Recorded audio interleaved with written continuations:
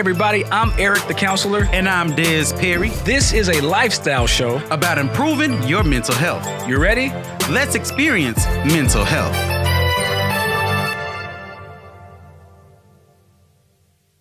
Alrighty, so hey, what's up everybody? Welcome to another edition of Experience Mental Health, the podcast. I am your host, Eric the Counselor. And I'm your co-host, Desmond Perry. Hey man, it's a new year. It's a new year. It's a new year. It's 2020. We in a new decade.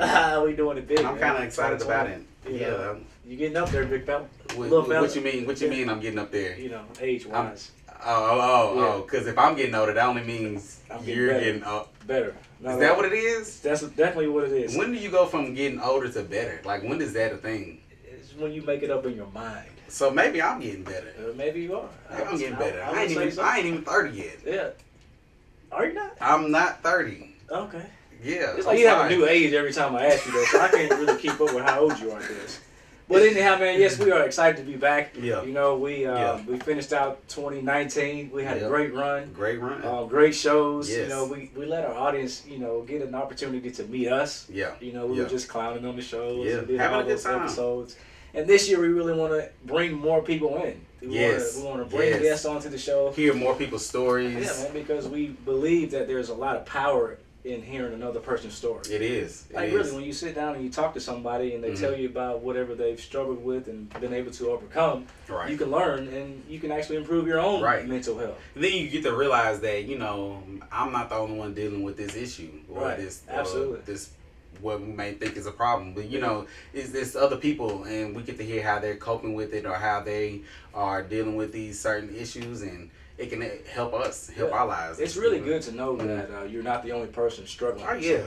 I love it. It just changes your perspective on it. Like, especially, I like to talk about, the wives.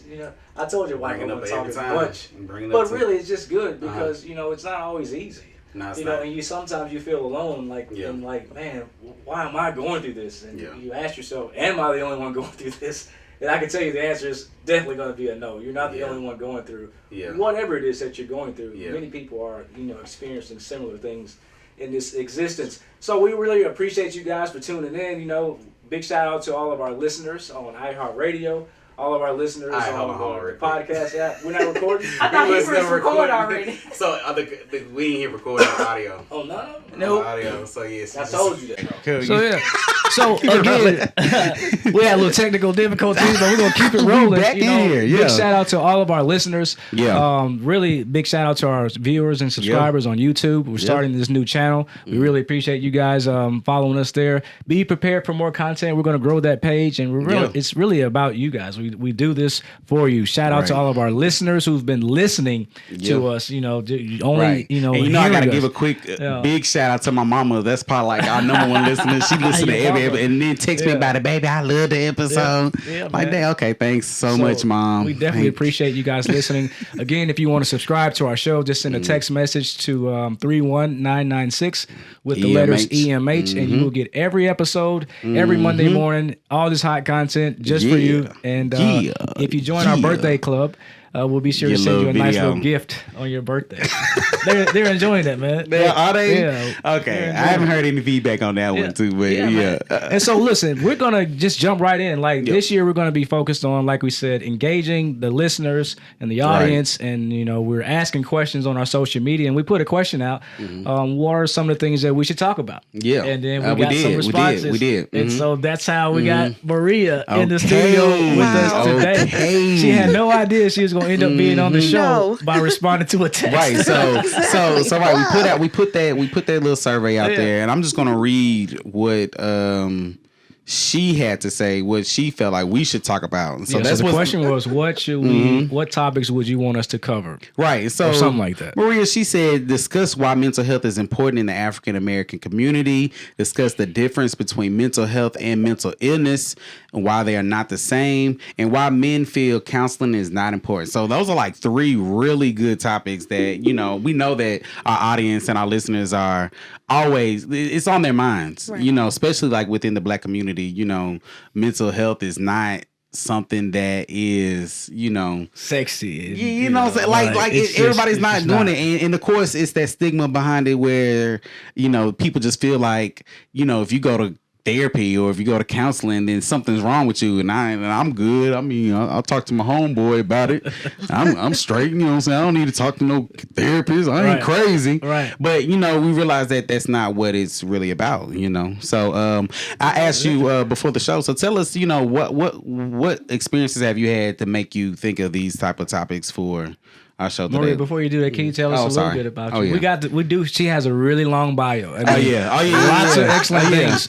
Lots of really good stuff. It's just too much to read. So we're going to let you introduce yourself to our audience, to our listeners, in your own words. Yes. Okay. Well, that's great. First of all, I want to just thank the both of you for the opportunity to be here this morning and to just talk about something that is so vital in our community. I'm really digging these shirts y'all have on. Thank you. Experience mental health. Oh, that's the thing. I have to get me one for real. Like, definitely. Real talk. I have to get me one. We were talking about making an order today. Yeah. So we will. Everybody that comes on this show will get a shirt. Right. Okay. Praise God for that. All right, then. Well, again, my name is Maria McCormick. I am a native of Newark, New Jersey, but lived here for 22 years.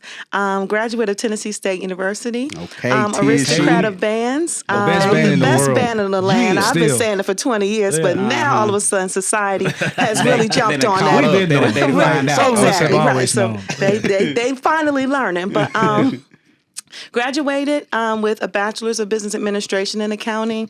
Right now, I work for the state of Tennessee, Division of Health, Licensure, and Regulation. So part of my job as an administrative services manager is to make sure that all medical professionals are licensed, work together with people within the department to make sure that all their documents are regulated according to the state and federal guidelines to maintain that license, to be able to practice medicine, mental health, therapist, counseling, anything that you can name in the medical profession, that's what we do. But I'm excited to be here. I have a 20-year-old daughter and my son is 17 and they are growing up. So I'm soon to be an empty nester. So you need some counseling man, to deal with that. Is that what happens when your children leave the house? You become an empty nester. Really? Oh my gosh, I feel like no, because my mom, my dad didn't care, but my mom for sure.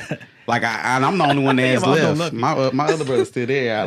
Not to throw him under the bus, throw him out there, but he's still there. I left. Okay. And every time I pop up, it's oh my goodness. It's because they're not empty nesters yet.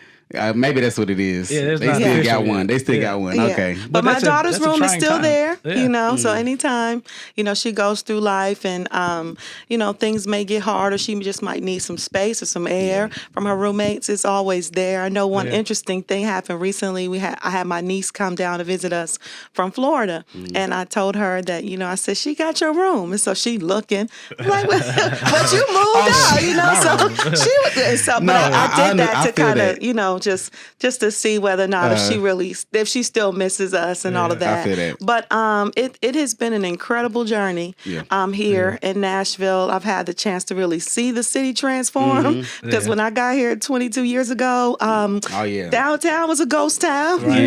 Just look out the window, you can see all the clouds in the sky. And so now you can't keep anybody from downtown. Right. So, but really seeing the city's transformation with the good, bad, ugly, and all of that's associated with gentrification and just how difficult it's been for the communities at large to really be able to find housing and things of that nature. But I am a proponent of meeting with city council people, getting familiarized with people that are in your council district, knowing their names, calling them, emailing them, voting, vote. I can't stress it enough because those of us that pay taxes, we need to be more proactive about who we entrust in leadership and in guiding our city and guiding our everyday life. You understand what I'm saying? So I'm a real proponent in that. I also serve on the Metro Nashville Public School Parent Advisory Council for the Hillsborough Cluster. I am a product of public school education.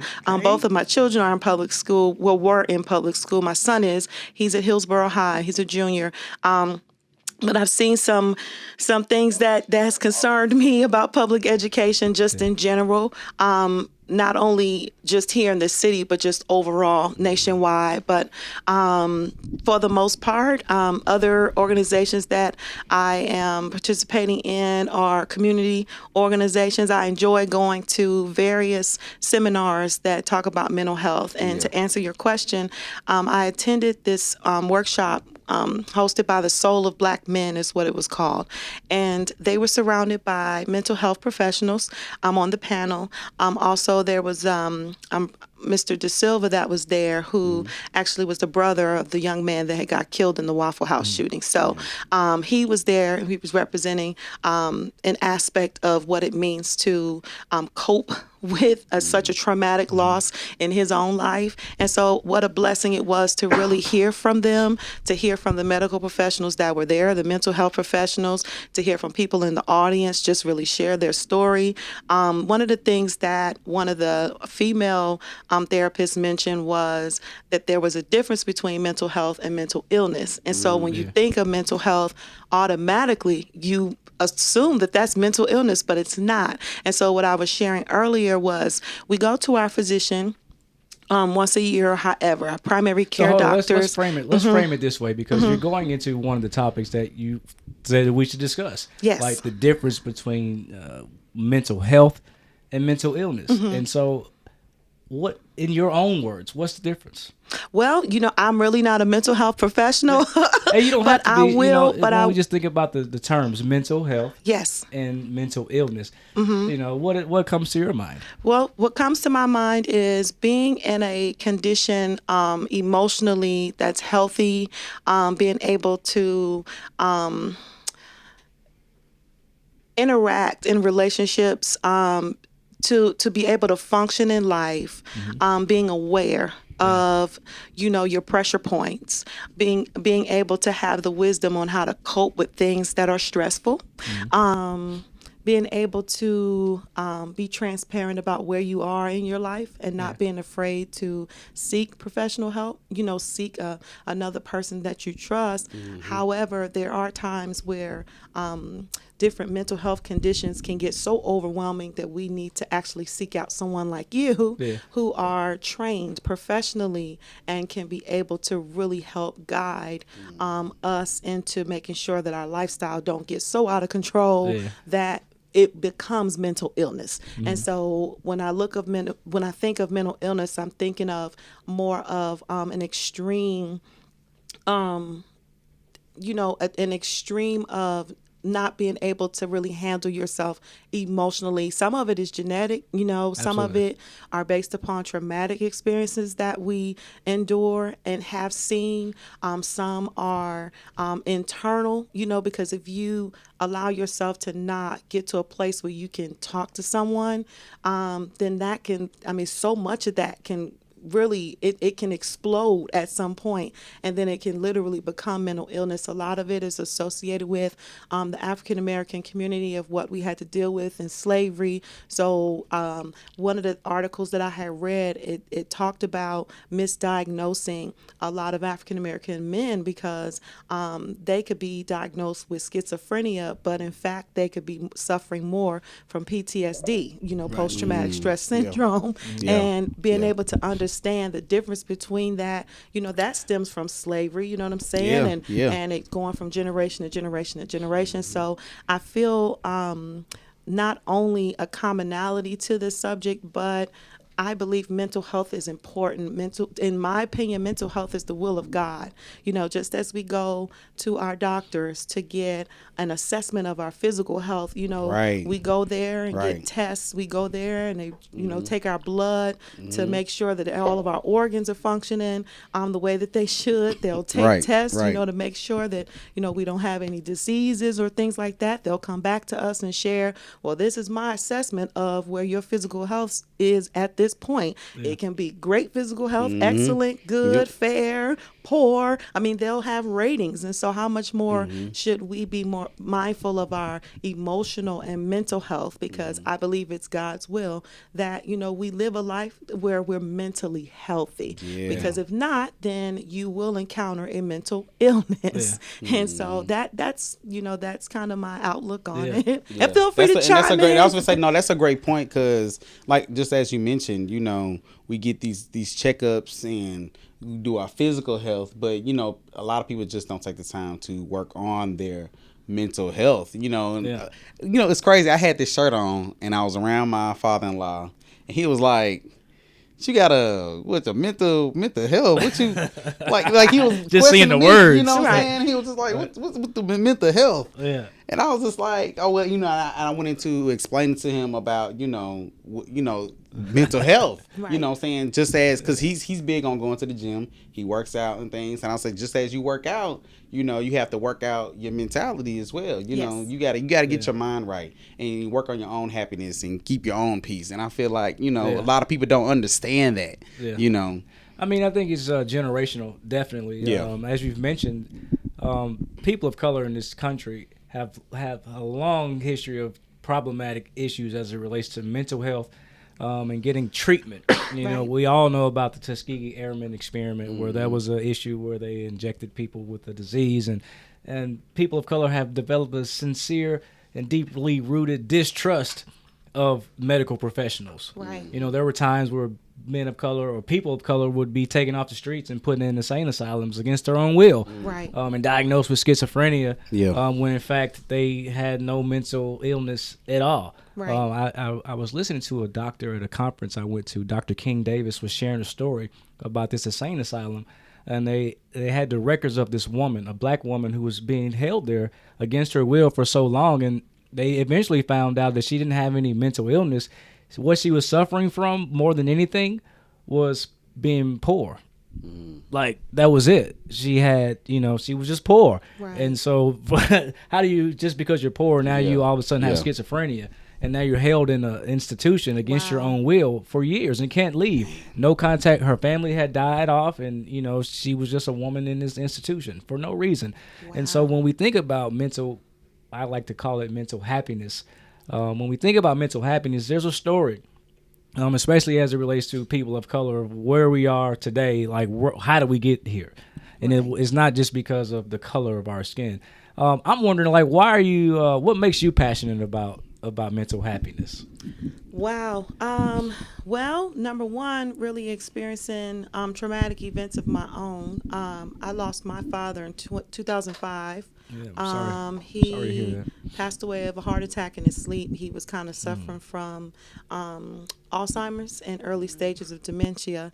My parents had me when they were a little bit older. So my dad was about 43, my mom was 39. So, but I'm the youngest of 10 children. The whole tribe. I have to Y'all say, really right. almost had a football team. Well, So kind of, sort of, because it was 10. like seven boys and 3 girls. Yeah, so we pretty much had, a team and a basketball team and a couple A whole of subs. football team, right? I mean, the whole basketball. So, That's crazy. my mom, she passed in 2014. So, So both of your parents are now deceased. They are. Yeah. Yes, they are. Sorry to hear and that. to anyone that have your parents still in your lives, please cherish them. I would give anything to have both of them back. You can look at this camera and talk directly I to would the give people. anything to have my parents with me. Yeah. It has definitely been not only a traumatic experience, but it's also been something that I had to rely so heavily upon God on to allow me to live and to be and strive to be the best mom that I could be to my 20-year-old daughter, my 17-year-old son. But I would truly say it's by God's strength every day, and just the prayers and the people that I'm surrounded by right now in my life. I lost my brother. Our oldest brother passed in 2018 in September. And he was one of those type of people that really stayed to himself. He didn't have any family. He wasn't, married or had any children. So I had gotten a call from the Los Angeles coroner's office, and I believe they found something on Facebook, and I guess that's how they pretty much knew that we were related. Really? So they told me that, he had passed away. We had to travel to Los Angeles to just kind of do what we can do to deal with that. And I guess 5 months later, my boyfriend died in February of 2019 during Super Bowl weekend. His heart stopped on that Friday, so I spent like Super Bowl weekend in the hospital with him. They had run some tests because they needed to make sure that if he did have a chance at life, that there was some brain activity going on. So they ran some testing on Monday.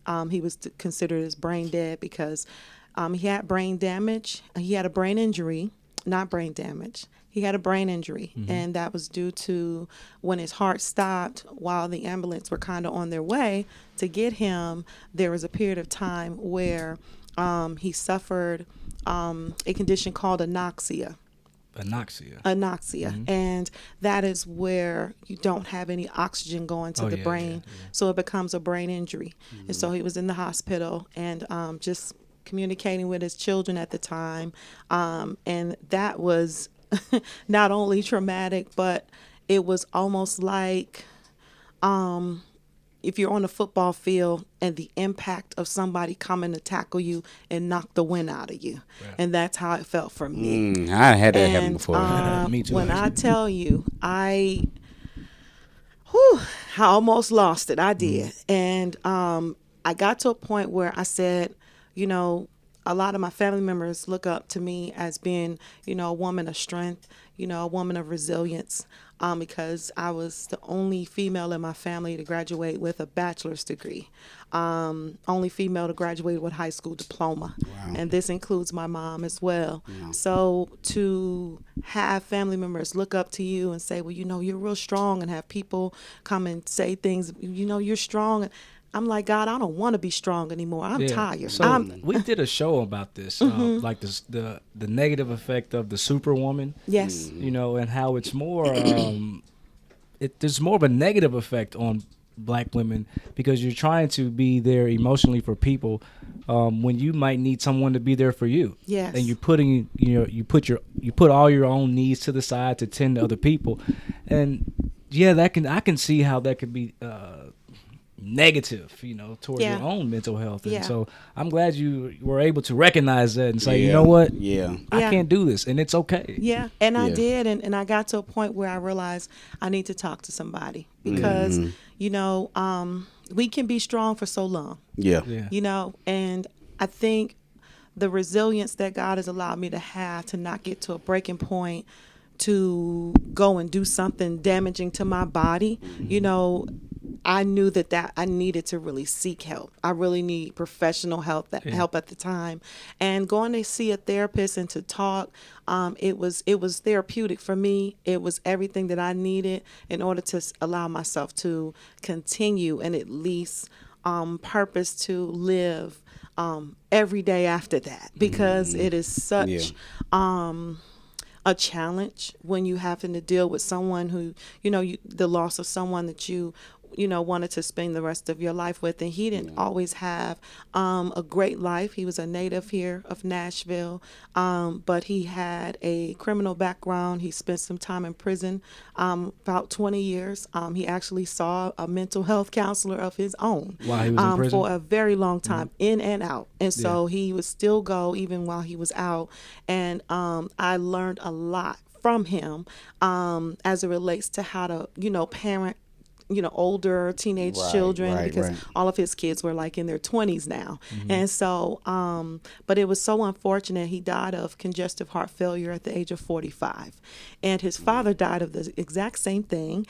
His father was actually incarcerated as well and died in prison. And so to hear his story, we began, as friends. And I didn't really think of him as being anyone that I would potentially get involved with, but I learned that, you live life and you allow yourself to meet people. It's strange how we met, and I mean, and I'll share it because I don't mind. Yeah, and I sure. think people Please will do. probably be like, "What?" So How did you meet this man? Yeah. Man, All right, look now. You see how I adjusted? I said, let me. See, here we go. All right. So now you ask. Tell us. You know, I got a random text message from a guy, right? And I'm like, I don't know who this was. It's like around the time of the Thanksgiving holiday, and the guy just texted me, and I'm like, how? I'm like, I don't know this guy. What was the message? Something Right. about What Happy did you say? Thanksgiving or something like that. And I'm just, I respond back. I respond back and say the same thing.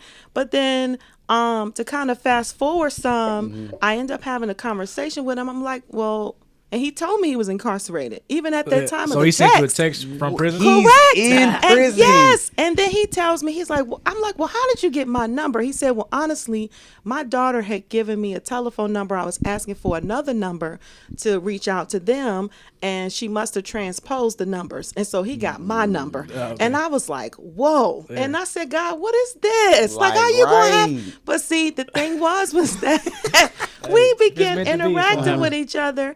And, you know, he had the opportunity to share his story with me about, you know, the lifestyle that he lived here in Nashville. And I think for me, what I felt was that here's someone who has experienced so much trauma in his life, and you know what can I do, you know, as an African American woman, to show him that, you know, you can change your life, and you can go down a different path. You're going to have to change, you know, the people that you hang around, not with the mindset of trying to change him, but just showing him and sharing with him my life story and allowing him to see it for himself.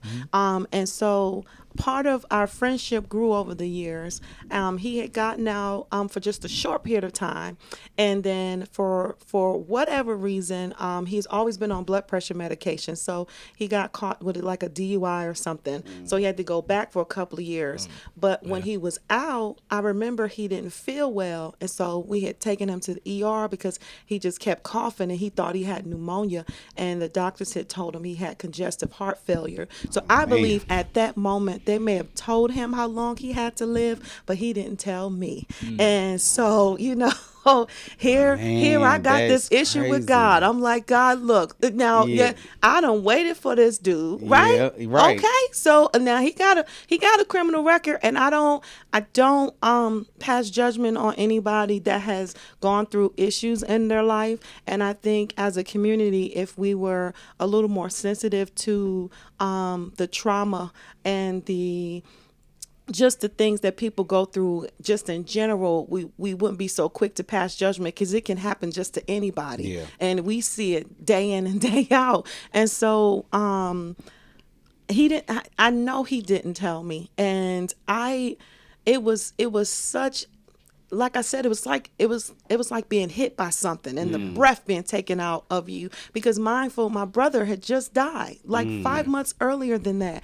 And so I said, God, what are you doing? I'm like, are you serious? So when he died, like I said, you had no idea. Like, it was just something that just suddenly happened. Yeah, like earlier that afternoon, he was, like I said, it was the weekend of his birthday. So he went to see one of his friends, and you know, he kind of wanted to kick it a little bit. And he was with my daughter at the time. So she had taken him, and they had gone out to eat. She'd taken him out to eat, and I didn't see him until later that evening. But by the time I saw him, he was basically not conscious. It's like he was unaware, and he was in the car with like I guess 4 of his, now I won't call them friends, but just people that he knew. He must have kind of connected with them because he had my daughter take him to a spot in the East Nashville area to meet. And so I went to go see him because we were going home, and they had told me, well, you know, we can't wake him up. I'm like, what are you talking about? Well, we'll let him sleep it off. I'm like, sleep what off? And you know, as far as I knew, he had something to drink earlier that day. And I'm not sure. I knew his heart was weak. I didn't know how weak it was, right? And so I don't really quite know, but his heart stopped, and I just was. I mean, when I saw it, I panicked, because I'm like, I didn't even I didn't have a clue about what happened to him. And all throughout the hospital, just trying to understand, like, you know, God, why? Like, really, what's going on here? So the whole time, that whole weekend, Super Bowl weekend last year, I'm in the hospital with them, and his family's coming. I'm believing God, though, that God is going to wake him up. Right. Because if it was just a simple, well, he's intoxicated, or, you know, he's going to sleep it off, then he will wake up. You understand what I'm saying? But it turned out to be a brain injury after his heart stopped, because I believe the ambulance got there maybe 6-7 minutes. And so they took him to... He had already not been breathing for that long? Well, I had to... They kind of walked me through CPR, right? Wow. And I began to do it. And there was a point in time where I had to get my son to really press on his chest. It's very tiring to do those compressions. My boyfriend was 6'4", about 230 something pounds. And you got to press like 2 inches deep into the first of all, breaking ribs. I'm a woman, right? I don't have the physical strength to be able to press into his chest like that. So I called my son down, you know, and he had begun to take over. And I gave him mouth to mouth until, you know, the fire department got there with the ambulance, and then they hooked him up to the machines and things of that nature. But it just really turned real bad, real sour throughout the entire weekend. I mean, I really appreciate the medical professionals at TriStar Summit Hospital right there for Harding. I appreciate them for their help. I appreciate them just for being there with the family. They did tell us that it did not look good. They did not see him waking up. They gave us everything. And I was just like, God, I'm going to believe that he's going to wake up. And then they said if he does recover, you know, he will be kind of like a vegetable, and he would have to go into an assisted living. Still and all, I'm still willing to go through that with him and take care of me and his mother. I mean, we were just standing in faith, like, you know, he's going to come out of this. He's going to come out of this. And, you know, of course, we weren't married. So in the state of Tennessee, they don't recognize common law marriage. So legally, they have to rely on the word of his children. And the children decided corporately and collectively that when they got the results of the test, that there was no brain activity to his brain, that he was considered brain dead, so they decided to pull the plug. So I basically had to accept that I had to live life without him. I will tell you, he was an excellent father to my daughter and my son, even though he was not their biological father. He was, oh my gosh, he became an ear for them. They share things with him that they didn't even share with me. I learned a lot about just relationships from him. Wow, I'm sorry, I'm getting emotional because look, they moved the Kleenex. I'm gonna put them back in the view. They don't want it in the view of the camera, but this is a counseling office. It is definitely you know, I could not accept him not being here no more, you know. And I was like, you know, God, really? Like you obviously don't love me, God, because I waited for this man. You know what I'm saying? And people might think I'm stupid, you know, but I gave myself the opportunity to love again, because I was in a relationship with one of my kids' fathers where it was toxic and it was domestic. And so we would fight each other like Ike and Tina. Okay? Seriously. Like, seriously. Seriously. Yeah. So after getting out of that relationship in about 2004 and allowing myself to heal, I had to heal from that, because I'm like, I'm no good for no man.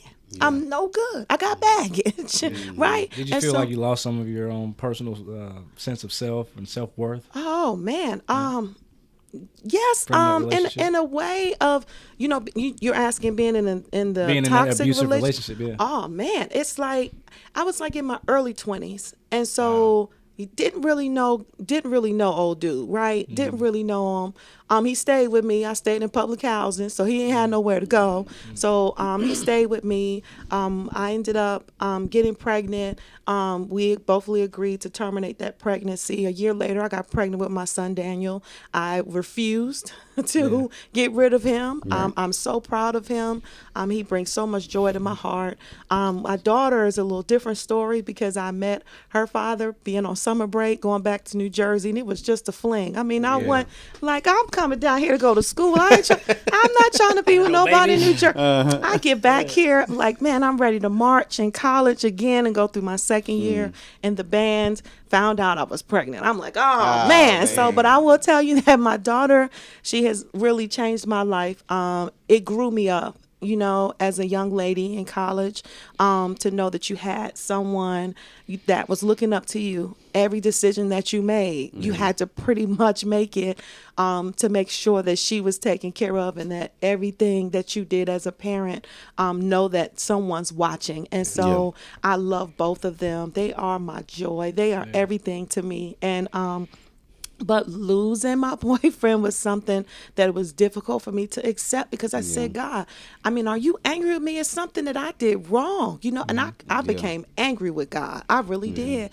And I just said, man, I said, God, okay, I don't know what you doing in my life, but whatever you doing, I have to trust you even in this. And so I'm grateful. I had an opportunity to reach out on Facebook to an online church group. All Nations Worship Assembly at the time have an online membership for people to just join if you're not a member of, and you can be a member of wherever, but they had an online group. And so I just shared it on that group, and the number of responses I got were overwhelming. Thousands and thousands of responses about people saying that they're praying for me.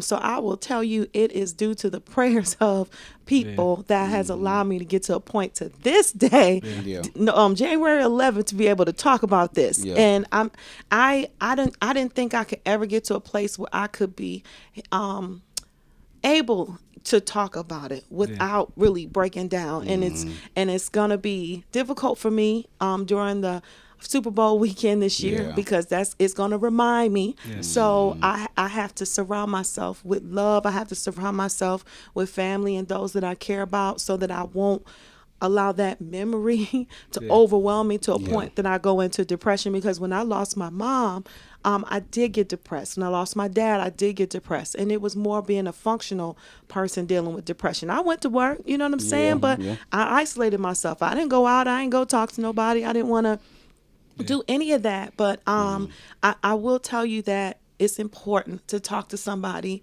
especially going through something of that nature. And, you know, even though it may not have seemed to be as traumatic as others, but anything that will cause your mental health to be in jeopardy, you definitely to seek out some sort of counseling, whether if it's a close friend that you confide in and can trust, and that will give you wisdom for you to continue to make the right decisions. I mean, I have a small circle of women and, you know, men that I look up to. A lot of people on Facebook didn't have a clue about what I dealt with over the past couple of years, because I don't share my personal life on it. It is an outlet for people to really share, but you got to use wisdom with things like that. But only a few people really knew it. Even in the realm of theater, only a few people knew it. Jared had no clue. And when he told me about this podcast, I said, God, I don't know what you doing, but whatever you doing, I'm grateful. I'm gonna tell you what I feel like is happening. Like, but before the show, I was telling you, when we bring people on, it's about you. And this is all about you. The listeners are hearing your story. Right. I really believe that your story is connecting with the audience right now. I'm almost certain that it is. And they're going to share it with other people that it will connect to. And just like you got those thousands of, you know, responses on Facebook, you can expect the same thing to happen. You know, I expect us to get feedback from the listeners about you. And maybe something that you have said that has either helped them deal with a tragedy or is helping them cope with a tragedy that they've already experienced in life. And so that's what God is orchestrating here. It's all, you know, working for a reason. It all happened because you responded to a Facebook post. Exactly. I had no clue. And I tell you, I respond to so many posts on social media without a second thought, because in that moment when the podcast question was posed, it just rose up in me. I said, y'all gotta talk about this. Y'all gotta talk about this. Y'all gotta talk about this. Because I know that in order for any of us in the African American community to really live this best life, as you hear it on the radio, live a best life, right? Or live a life that's golden, like Jill Scott would say. You have to be. He don't know nothing about I do know that. First of all, don't try to try me. Living my life like it's golden. Come on now. So, in order to really do that, you have to be aware of where you are, just psychologically, mentally, physically. I at this point in my life, I'm just gonna trust God. I can't even wonder the whys, but there was a point where, being angry with God, I said, I guess I'm not gonna worry about being with anybody since I'm not with him. But I knew, after talking with my therapist and even being involved with him, that he wouldn't want that. He was full of life. He couldn't meet a stranger. And despite his traumatic past of his lifestyle of drug dealing and shootings and all that type of stuff, and he told me his story. He told me about the fact of him shooting and committing murder, and I had a choice, right? In life you have a choice. I couldn't throw no stones. I couldn't, because even though that wasn't my life, that wasn't a mistake that I've made. I know I've made mistakes. And to me, in the eyes of God, a sin is a sin. It doesn't matter what it is. We miss the mark with anything. I mean, people can overeat. You know what I'm saying? That's a sin unto God. That's the same thing as you. It's in there. Overeating and over drinking. Right.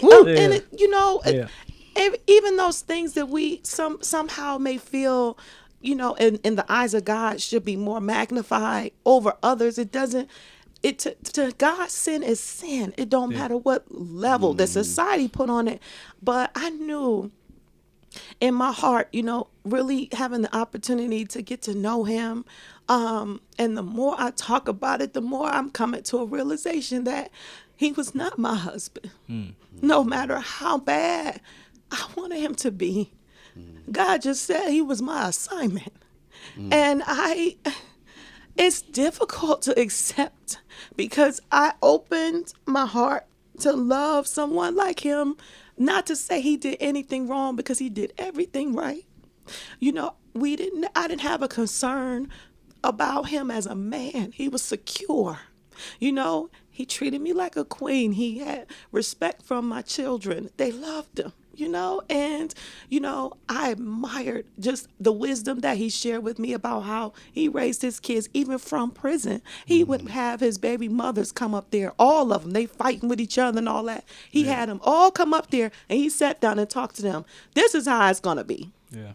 And I admire everything that God has allowed me to see in him, and how we were able to connect inside and outside of prison. And there were things that I had done over the course of our relationship that I would not have ever done with any man, but he gave me that safety, that security, and my heart was like, it's okay to love. Can I ask you a question, Maria? How just tell the audience, how are you coping with all of this? How do you deal with all that you said you've had 5 people pass away? No, 2 people in the past 5 months, in the past 5 months, yes. And then you told us a story about this man that I appreciate you honoring him on our show like this. Thank you. How are you coping with this? Because that's we hear your story, and there's people that can connect with it, but people want to know how is she managing? How are you living your life? Well, by God's strength every day, relying on God's presence, and being okay with being broken, being okay with being hurt, being okay with being sad, and taking it one moment at a time. Surrounding myself with people, I connect with a few groups, on Facebook. We'll have meetups and things like that. the theater, the arts, is therapeutic for me. I do act from time to time, and I act in different musicals and in theater. I've done things with Sean Witzel. I've done The Wiz in Murfreesboro. Patrick James was our director.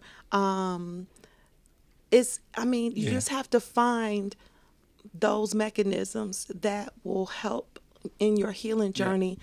I'm not going to sit here and say that I've overcome all of it, because I haven't. Right. But to actually be on this journey, to me, is a beautiful thing. I know at some point, I will date again, and I know in time God will allow my heart to be open and receptive to love again, because I don't believe that God is such an amazing Father. When He gives us something, He don't just take it. If God's will is, for us to experience heaven on earth, so to speak. I know a lot of times, and I might, knock over some religious cows for some church denominations. Everybody talk about when I get to heaven, when I get to heaven. You can have heaven on earth. You can. You got to believe God for it. At the same time, you have to be open to what He wants, what God desires. And so I'm at a place like, God, I just want your plan. Because I came down here with a plan, y'all, 22 years ago. Yeah. I was like, yo, I'm going to have this child at this point. I'm going to get married here. I'm going to be working here. I'm going to be doing this. And I'm telling you, God just was like, I don't know what you doing. What you thought. Like, but you going to learn today that, every decision, that you make, whether if it is within or outside of His will, you learn from it. I do not regret having my children, because even though they were out of wedlock, they are God's gifts to me. And, I was pregnant with my daughter in college, a sophomore at Tennessee State. And then I walked across the stage getting my bachelor's with my son, pregnant with my son. So I will tell anybody who's a mother and who's expecting a child and in school and want to continue to go to school, trust me, you can do it. It's going to take some time to be able to get over all the hurdles and all the obstacles, but know that I can testify and tell you that it can be done. Yeah. And your life isn't over. It's just delayed just a little bit. You're going to have to shift, your focus a little bit to your kids and do what's in the best interest of them. But at some point, they're going to get older. They're going to, get out the house. And now I'm going to live my best life. Yeah. Right? We usually give our guests a chance to end with final words. I think you just did. Yeah. I was going to say that was perfect. That was like excellent. That was perfect. But before we do get out here, I did want to kind of dive back into the things that you mentioned that help you cope with the things that you've been through. So theater. Yes. So, you're an actress. Yes. And I saw in the bio, and you mentioned it that you was in The Wiz. I had to point out that I was in The Wiz as well in high school. Right. Yes. Well, come on, The Wiz. I was The Wiz.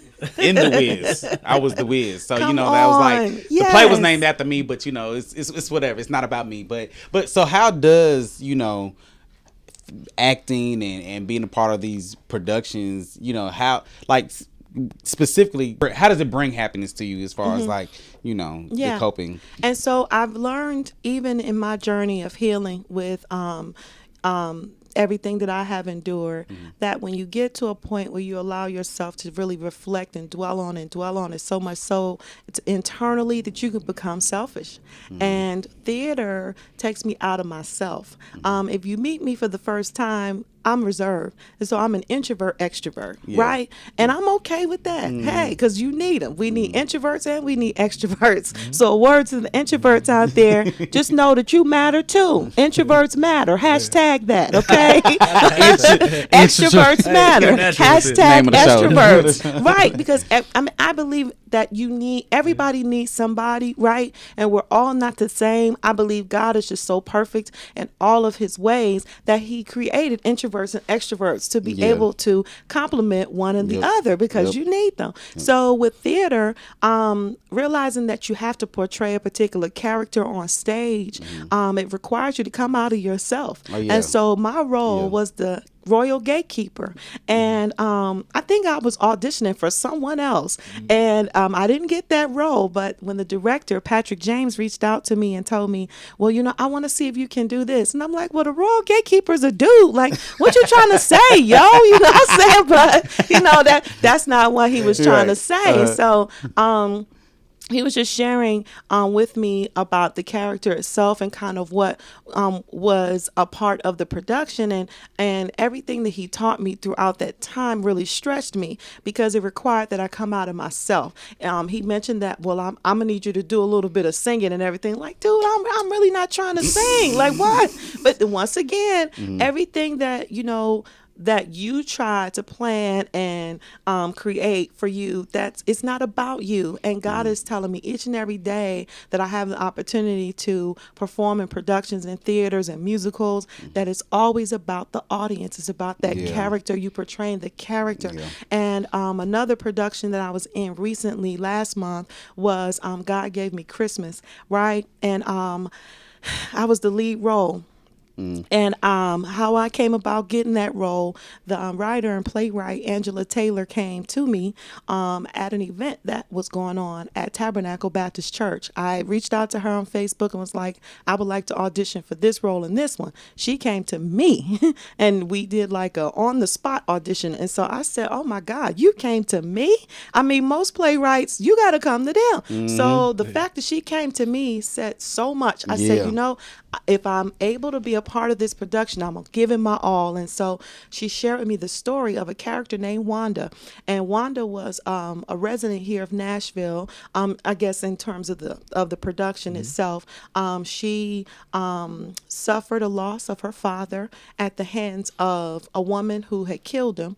And Wanda would always go back to this house, but it was now an abandoned house. And I had to go back to when I was a child and when I stayed in an abandoned house with my family in Newark, New Jersey. And so that role right there, it took so much out of me, right? Because not only did I have to identify with the character of Wanda, but I had to identify with that low place. God said, you haven't healed from that yet. You haven't healed from being in the abandoned building, regardless of where I'm taking you in life. And I could not blame my parents. They did the best that they could do, but I vowed that I would never allow my kids to be in an environment of that nature. And once again, I'll share with you that do not put so much pressure on yourself as a parent where you feel like whatever you're giving your kids is not enough, because what you can do is all you can do, and all you can do is enough. And I've learned, because I stayed in public housing here in Nashville. I stayed in Preston Taylor for about 7 years. And everything is a progression. Everything is a process. But you had to change your mindset that you no longer wanted to live like that. So I had to go back and get some skills. I had to go back to school. Had to do some more interviewing. Had to sell myself a little bit more in terms of the interviews and getting the offer that I wanted to get. And right now I'm in a 2,000 square foot, three bedroom, 2.5. Come on now. But I'm telling you, God will do it. Yeah. God will do it. Yes. But you got to allow God to do it. And the therapy that's associated with being in theater, to me, it saves my life just as much as me being a part of my church family. I will say All Nations Worship Assembly of Nashville is finally here after much prayer over the past 3 years. My pastor, Brandon and Christabel Clack, I'm excited for what God is going to do. Just as a community, an article that I've read talked a lot about mental health and in the church. And you have some churches and some leaders who don't believe in counseling. They don't even believe it. And so I know a lot of us, we turn to church for spiritual guidance and for spiritual healing. But at the same time, if a lot of leadership in the community don't understand that it's okay to talk to someone like yourself, that it is a wise thing, because the Bible tells us that I wish above all things that you may prosper and be in health, even as your soul prosper. So if it's in the Bible, then it's obviously the will of God for you to be mentally healthy. So I want to throw that out there for y'all for pastors who don't think it's important to see a therapist. Because I'm a licensed and ordained minister of the gospel, it is vitally important, and I'm a proponent of it. And I will stand with anyone that is willing to discuss, because I'm a living witness that, if you go down that road of embracing mental illness, it's a road that, you can be at almost forever. Yeah. And you have to always be mindful of where you are in life, and always be authentic and be genuine with yourself first, because you can never be a blessing to anybody if you're never real with you. And so that's what I'm learning even in this process. And it's a moment at a time. But every day it's a blessing. That is awesome. Came in and just took man, and look, and I couldn't do nothing but see it. Like, took the show. Blown away. Well, and we thank you so much for just coming in and being vulnerable with us and just because to be honest, look, y'all, we didn't know what this show was going to be about this morning. And we got your bio, and we had a little information on you, and we had the comment that you left, but just hearing your story and the things that you shared with us, it's definitely affected me and helped me with things in my life, and I'm pretty sure, I know for a fact that the listeners and the audiences can definitely benefit from the things that you shared with us. Yeah, and I'll just say this: if anyone listening or viewing this wants to send any type of message to Maria, feel free to do so. Yes, please. And we'll get it to you. Yes, and we'll do everything we can to connect you with anyone who has anything to share with you. We'll be happy to do that for you. Yes, please do. I love encouragement. I'm that type of woman that gives encouragement a lot. And when you're always giving encouragement, it's difficult for you to actually get it. You don't always get it. To those that encourage and have a spiritual gift of intercession, because that's one of my spiritual gifts. Yeah. And so you don't always get encouragement, and you people don't realize that you're going through just as much as you're putting out there. But I kind of went through some things in terms of trying to prepare, because I was like, in my mind, I had no idea this was going to be about me. Yeah. So what I thought, I'm going to tell you what I said. The show was about you. As soon as you get here, I said the show was about you. Said it, and I started taking notes, because I thought that the discussion was going to be why is mental health and counseling important in the African American community for men, right? That's what I honestly thought. So I'm like, well, dog, and I'm like, I'm a woman. How am I going to talk? That's what I was thinking. So but the thing is, this is exactly what we said it would be. It'd be just a conversation. Yes. And that's what it is. Yes. We want to get people talking about mental health to help break down the stigma. Like, Black people go to counseling. Yeah. God does create therapists as well. So I believe you can pray and talk with God, and all that is 100. Yes. And I also know that God created people like myself, like you mentioned. And thank you so much just for you all's willingness to host a podcast of this nature. Your heart and your sensitivity to the need for this, just as a whole, as a community of people, because our young people are really suffering right now. And my heart goes out to them. My son is 17, and he has gone through therapy, because I want to make sure that he does. Growing up in this society as an African American man, you're already stigmatized. They already said that you're going to be this, that, and other. But we live it every day. Exactly. But having that mechanism where he can understand fully who he are as a young man in development, and know that he can succeed and he can achieve and beat the odds. I definitely am grateful that he was able to do that. And my daughter's in counseling as well. I am as well, continuing my therapy. But it is such a blessing. And I hope your kids hear this. Yeah, I hope your kids hear this interview. They need to. Yeah, they need to. Hope they get to see it. I think that's a good place to end right there. Oh yeah, for sure, for sure. So once again, Maria, thank you so much. Thank you so much, Maria. Thank you. Thank you guys for tuning in, listening today. Again, remember, if you want to subscribe to the show, be sure to text EMH to 31996, and we'll get you in there, and you will be able to hear this interview. Or if you're on YouTube, go ahead and subscribe to our channel, Experience Mental Health, and watch it over and over again. Come on now, share it with somebody. That's right. You got any last words, Diz? I don't know, man. Nah, I ain't got no words, because like I said, Maria just took it over. Man. Well, that's it. You know what I'm saying? But again, thank you again. Thank you. All right, folks. Make it a great day. Have a great one.